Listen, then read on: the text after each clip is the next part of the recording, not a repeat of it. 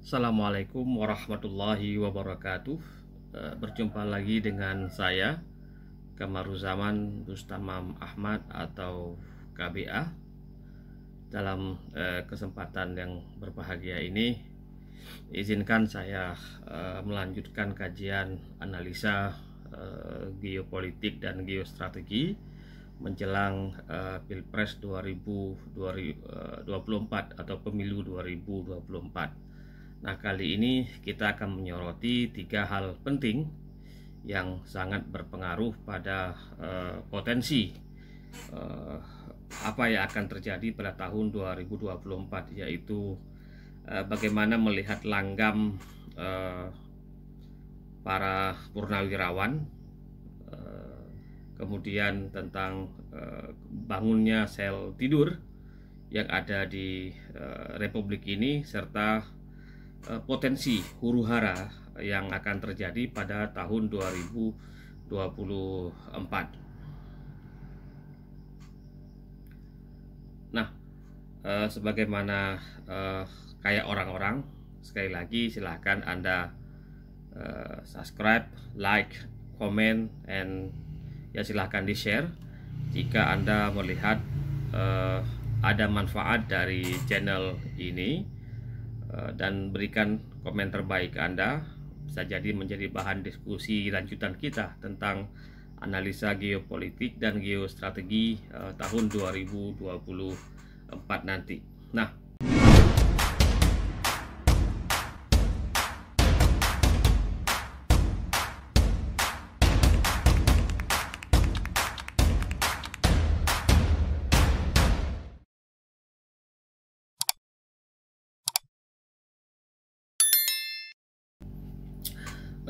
baru-baru ini saya mencoba memberikan sebuah analisa dan beberapa peristiwa penting yang terjadi di Republik ini, terutama antara rekonsiliasi antara gerakan Islam dengan pemerintah atau rezim yang sedang berkuasa di Republik ini.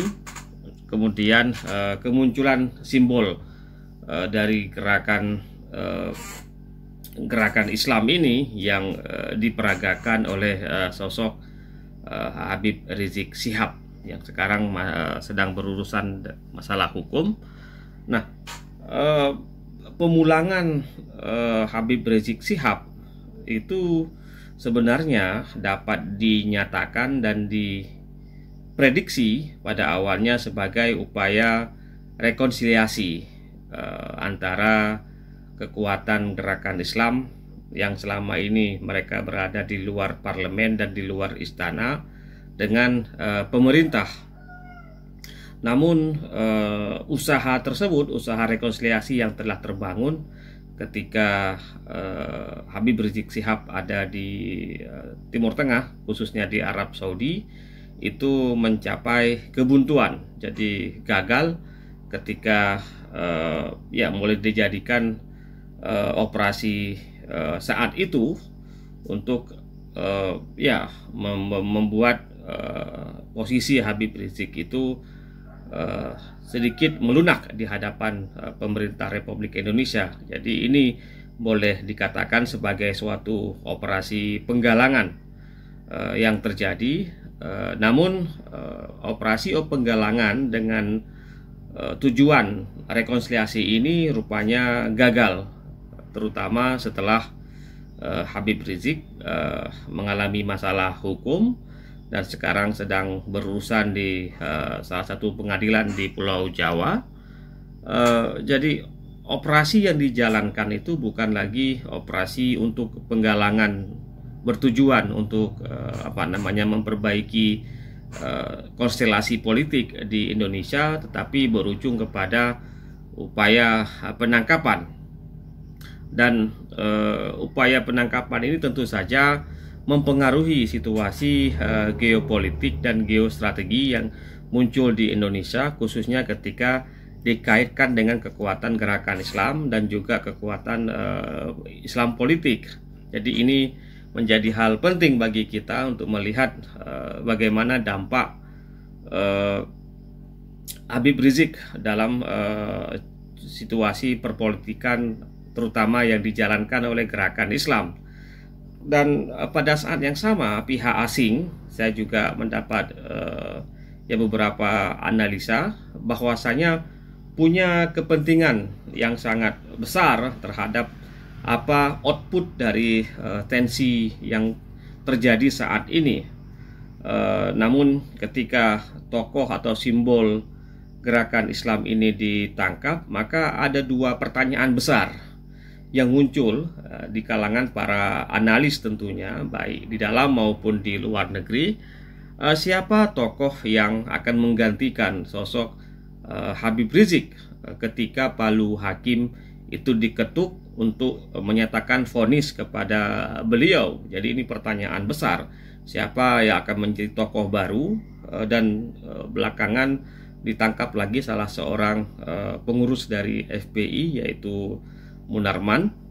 Yang kedua adalah, ini juga penting dan saya selalu mendapatkan diskusi yang sangat bernas di sini, yaitu tentang bagaimana peta dan gerakan Islam pasca penjatuhan vonis terhadap sosok HRS.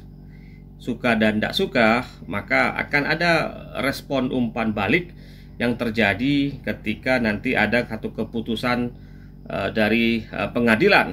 Nah, di sini topik kita yang menarik tadi adalah tentang bangunnya sel-sel tidur selama ini dan bagaimana para purnawirawan terutama ketika mereka ingin mendekati kelompok umat Islam atau gerakan Islam sebagai sebuah kekuatan untuk Pilpres tahun 2024. Dua pertanyaan ini memang tadi saya katakan akan berhubung kait dengan bagaimana strategi dan sikap para purnawirawan yang selalu menjadi aktor baik di depan maupun di belakang layar di dalam menyusun agenda politik tahun 2024 ketika mereka mengetahui terjadi pergeseran, kalau dalam bahasa saya mungkin operasi untuk menangkap tokoh-tokoh gerakan Islam atau tokoh-tokoh simbolik dari kalangan Islam, dan ini mungkin akan memunculkan sikap atau cara mereka melihat potensi gerakan Islam yang dipinjam untuk kekuatan politik tahun 2024. Nah, sikap purnawirawan ini tentu akan berdampak pada eskalasi kontrol negara. Jadi negara tetap tidak ingin kebobolan terhadap gerakan-gerakan oposisi yang diisi sekarang ini lebih banyak oleh gerakan Islam pada kenyataannya, tapi pada realitas di balik itu kalau kita dalami sebenarnya hubungan mereka baik-baik saja.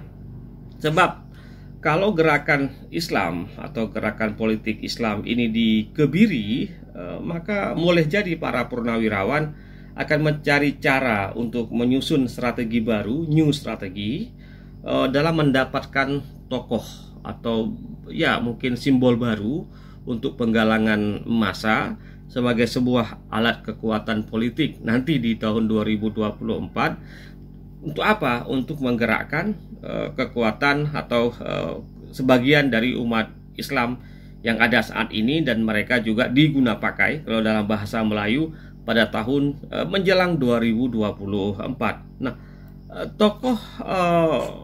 tokoh militan, kalau kita baca beberapa buku kajian baik tesis, disertasi atau memoir para jenderal, itu sebenarnya bukanlah asli mereka itu musuh negara.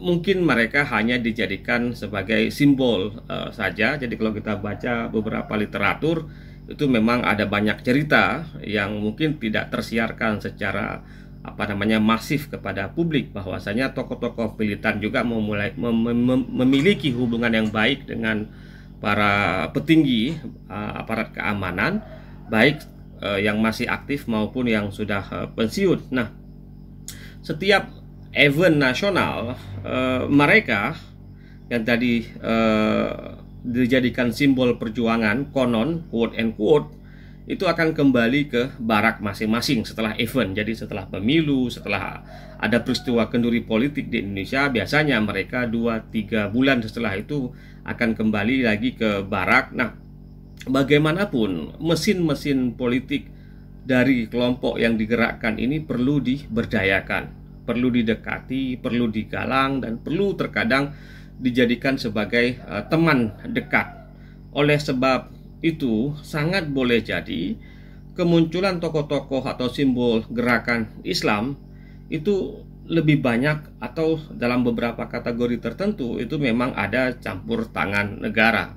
Jadi literatur yang menyebutkan bagaimana kemudian negara masuk dalam gerakan-gerakan Islam, ingin dikontrol, ingin dikatrol, tetapi dalam kekuatan yang tidak bisa masuk dalam core of the core. Jadi tidak boleh masuk kepada daily politik atau pengambilan kebijakan strategis. Jadi mereka hanya dijadikan sebagai kekuatan simbolik saja.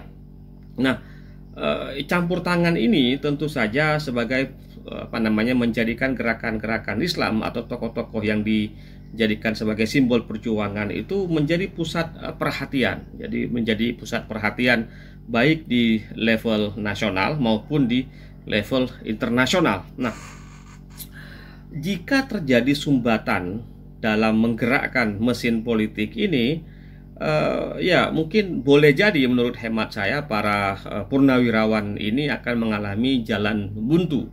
Jadi karena beberapa kalangan dari gerakan Islam merasa pernah digunakan mereka, misalnya pada Pilpres yang lalu, tetapi setelah selesai event itu kemudian beberapa kekuatan gerakan Islam kemudian tidak mau diberikan ruang untuk mengekspresikan pendapat mereka karena dianggap akan mengancam keselamatan negara. Nah, di sini negara tentu akan menyusun new strategi juga. Jadi pemerintah sangat boleh jadi dalam hemat saya ini akan menyusun strategi baru, new strategi dalam memonitor dan saya rasa sudah dijalankan, memonitor sel-sel tidur.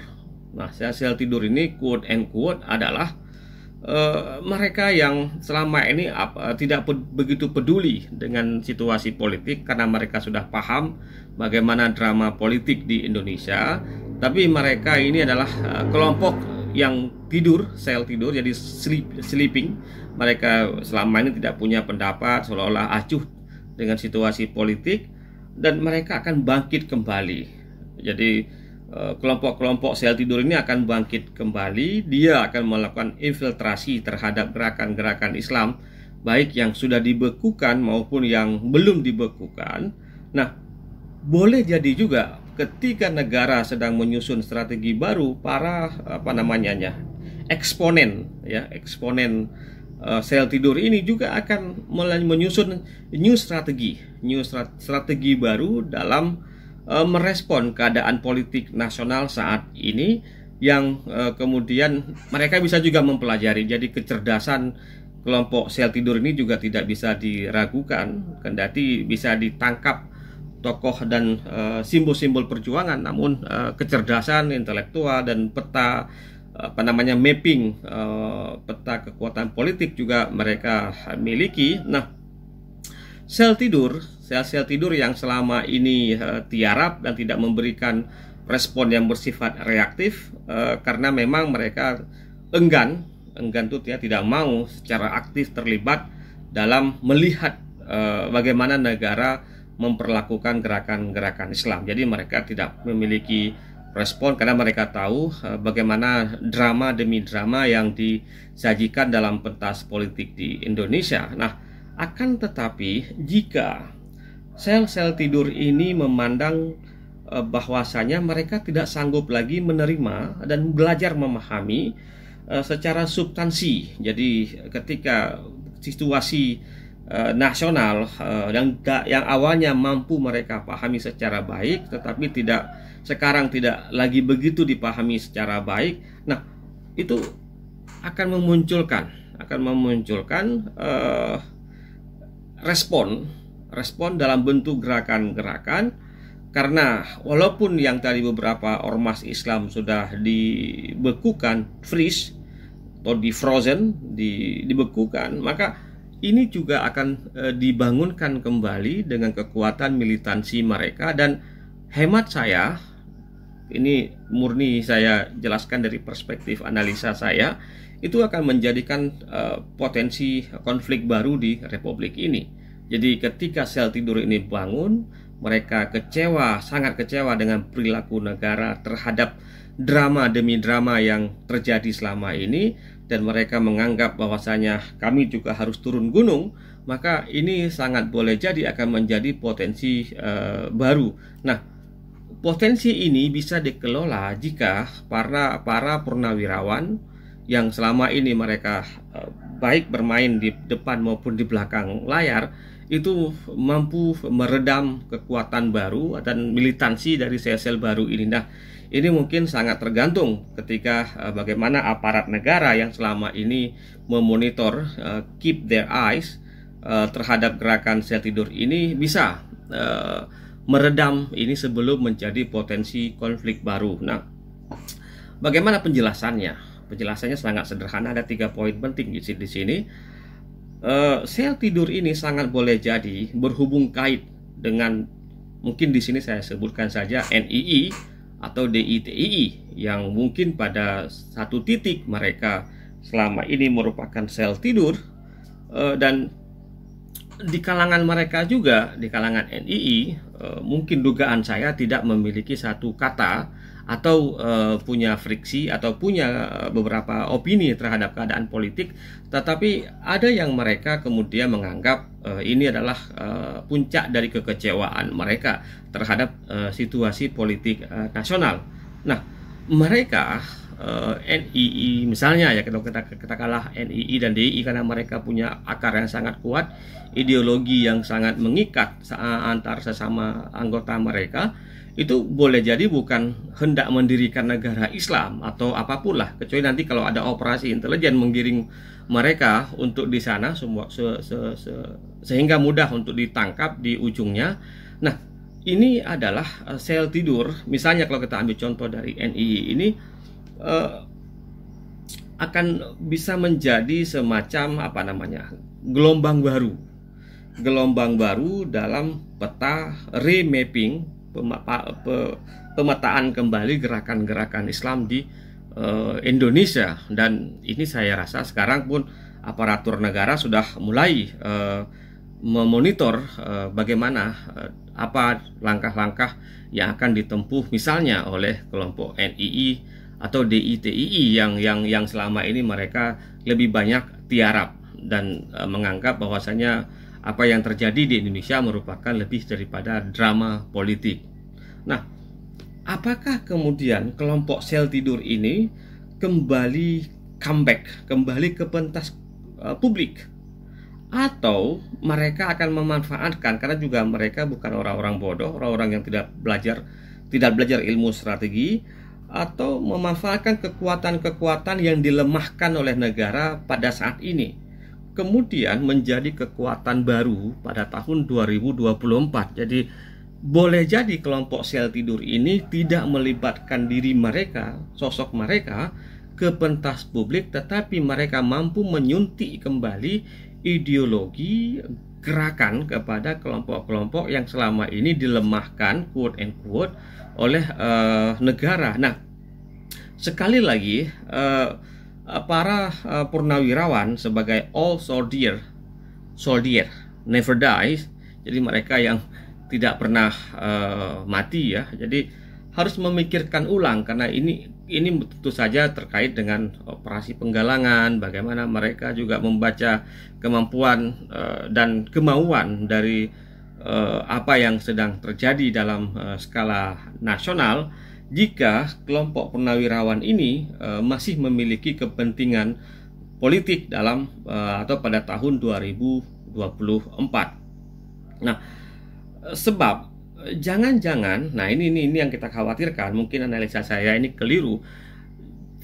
Ketika salah menggerakkan potensi kekuatan politik Islam atau gerakan Islam pada tahun 2024, mereka pada prinsipnya, atau ya kalau dalam frankly speaking, jadi dalam bahasa yang sederhana, jangan-jangan mereka ini nanti akan menghidupkan kembali kelompok yang direkayasa oleh sel tidur sebagai kekuatan untuk menghadang dan melawan pemerintah yang sah. Jadi ini juga perlu dipikirkan oleh pihak purnawirawan. Jadi jangan sampai nanti mereka membangunkan atau menggunakan kekuatan politik Islam, gerakan Islam yang sudah diinfiltrasi oleh sel tidur itu, kemudian ini berbalik mengancam atau face to face dengan negara. Sangat boleh jadi analisa saya ini keliru. Nah, ketika terjadi proses kesalahan kalkulasi ini, jadi ketika salah menghitung kekuatan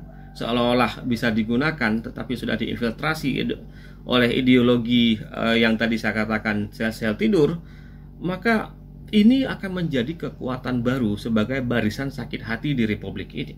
Jadi para purnawirawan yang tidak mendapatkan kuih kekuasaan pada saat ini menggunakan kekuatan politik Islam yang sudah diinfiltrasi, yang sudah dipengaruhi oleh kelompok sel tidur ini, dan ini kemudian akan menjadi mungkin bumerang pemerintah menjelang Pilpres. Dan prediksi saya, semoga ini juga salah, I could be wrong, akan menjadi bentuk goro-goro baru dalam falsafah wayang. Jadi dia menjadi pencarian gara-gara atau goro-goro untuk menangani atau menghadang atau tidak memperjadikan huru-hara menjelang Pilpres atau pemilu 2024. Jadi ini poin penting. Jadi kesalahan para purnawirawan dalam menyusun dan mengambil kekuatan politik Islam yang itu sudah dimasuki kembali oleh kekuatan sel tidur, ketika ini salah kalkulasinya itu berakibat fatal pada konstelasi nasional secara general. Yang kedua adalah kenapa itu bisa terjadi. Pihak asing, ini pihak asing ini juga luar biasa. Dia harus ada satu sesi untuk menjelaskan tentang bagaimana intervensi pihak asing. Mereka tidak akan tinggal diam dalam melihat cara pemerintah menangani persoalan-persoalan yang terkait dengan kekuatan politik Islam. Jadi secara daily mereka akan tetap keep eyes, memonitor bagaimana cara pemerintah menangani persoalan atau terhadap kekuatan politik Islam. Kepulangan Habib Rizik Syihab ke Indonesia, hemat saya di sana ada campur tangan pihak asing. Baik, ini mungkin saya tidak ingin bicara konspirasi, tapi tahun 2018 saya pernah ke Jeddah dan sayup-sayup terdengar bahwasanya ada beberapa pihak yang bukan melibatkan diri, punya kepentingan dengan situasi politik ketika Habib Rizik berada di Arab Saudi. Demikian pula peristiwa yang sedang terjadi di Papua di Indonesia Timur saat ini juga tidak menutup kemungkinan ada campur tangan asing. Jadi persoalan geoekonomi, geopolitik, geostrategi, kemudian persoalan dengan balancing power, keseimbangan power di Asia Pasifik itu sangat dan mungkin memainkan peran yang cukup signifikan dalam konflik yang sedang terjadi di Papua. Mungkin sangat boleh jadi dengan model proxy wars. Tentu pihak asing akan menghitung kalkulasi politik. Jadi mereka akan melihat dari national interest mereka, kepentingan nasional mereka di Republik ini. Apakah kemudian mereka juga akan menggerakkan kekuatan yang bisa menjadi pemicu dan pemacu huru-hara di tahun 2024. Dalam beberapa hal tertentu, pihak asing melalui operasi intelijen mereka juga terkadang bisa menggerakkan sebuah kekuatan di Republik kita yang sangat kita cintai ini. Dan apa yang terjadi di Papua memang suka dan tidak suka, di sana ada kepentingan, mungkin satu atau dua kepentingan negara asing yang sedang bermain, sehingga sekarang pemerintah berupaya untuk mencap KKB itu sebagai teroris. Tapi jangan lupa dulu ketika GAM di Aceh tahun 2003 kalau tidak salah saya, itu dicap sebagai teroris, tetapi negara yang saat itu melakukan war on teroris, kalau tidak salah saya waktu itu Jenderal Anthony Zinni mengatakan bahwasanya GAM bukanlah teroris. Apakah pola ini akan berlaku juga di Papua ketika pemerintah menghendaki KKB sebagai teroris, tetapi negara yang kerap melakukan war on terror, perang terhadap teror, tidak memberikan stempel mereka? Apakah ini akan berhasil melakukan atau ya diplomasi Indonesia di pentas internasional untuk meredam konflik di Papua? Yang ketiga adalah, ini juga cukup menarik kita lihat, ini sudah kita berada di ujung video kita, pihak pemodal. Nah, ini juga dalam setiap huru-hara kenduri politik, pihak pemodal juga memiliki kepentingan di sana. Mereka para pengusaha yang mungkin tidak punya uang, mereka tidak punya seri yang mampu bermain dalam setiap event konflik nasional. Nah, apakah kemudian para pengusaha yang pernah sakit hati ketika bisnis mereka tidak bisa berkembang atau dicaplok oleh orang-orang yang dekat dengan kekuasaan, kemudian mereka akan turun gunung, mereka akan menjadikan diri mereka sebagai the hidden man, orang yang tersembunyi, kemudian mereka memberikan modal untuk menciptakan sebuah new episode of conflict in Indonesia, episode baru konflik di Indonesia, face to face dengan pemerintah yang sah. Nah, mereka boleh jadi berada di belakang layar. Jadi para pemodal ini yang memiliki uang yang tidak berseri ini di belakang layar, mereka bisa mengucurkan uang baik kepada kelompok yang menggunakan ideologi agama maupun non-agama untuk bisa memuluskan kepentingan mereka. Terutama mereka akan berpikir bagaimana mereka bisa comeback kembali lagi menjadi aktor penting dalam roda perekonomian negara.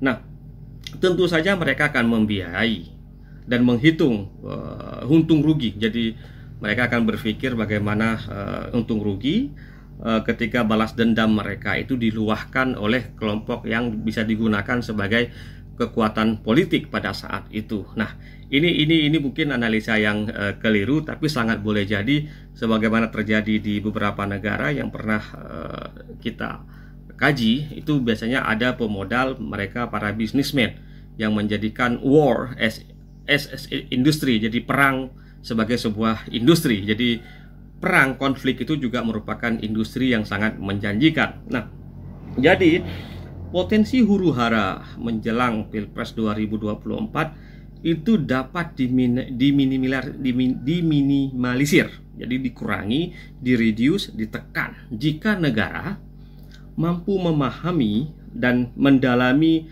persoalan-persoalan yang saya sampaikan di atas. Mungkin juga di kalangan para analis mereka juga memikirkan mungkin berbeda dengan cara saya ya, dan melihat masalah negara. Tapi apa yang kita sampaikan di atas tadi, kesalahan kalkulasi menggunakan kekuatan politik Islam, comebacknya sel tidur, kemudian sakit hatinya para pebisnis yang mereka tidak bisa berkiprah, kemudian munculnya pihak asing dalam setiap episode konflik di negara ini, itu bisa menjadi sebuah alat timbang mengukur bagaimana negara bisa mengatur balancing dari semua kepentingan ini dalam atau menjelang Pilpres 2024.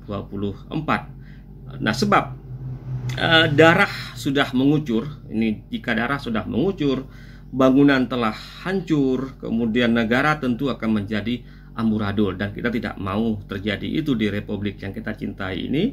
Institusi negara ini harus diperkuat dalam memahami keadaan yang mengalami kegoncangan. Dari dalam teori prediksi itu ada namanya uncertainties, ketidakmenentuan. Jadi ketika negara tidak mampu menghitung bagaimana ketidakmenentuan uncertainties ini secara baik, boleh jadi dia akan menjadi sebuah tidal, menjadi sebuah gelombang baru dalam terjadinya huru-hara.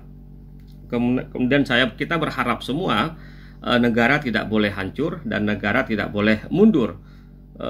Memang tumbal, jadi saya sering mengatakan tumbal itu memang akan muncul secara teratur. Pihak asing akan selalu menunggu ketidakstabilan situasi ini ketika kita sudah mengatakan bahwasanya nasi sudah menjadi bubur, jadi itu tidak bisa lagi diperbaiki, maka pihak asing memiliki strategi sendiri menunggu momen-momen di mana negara tidak lagi kuat. Demikian para sahabat kupasan kita kali ini. Sekali lagi, biar kayak orang-orang, silahkan Anda subscribe, like, comment, and share jika Anda memandang channel ini bermanfaat bagi Anda. Akhirul kalam, Assalamualaikum warahmatullahi wabarakatuh.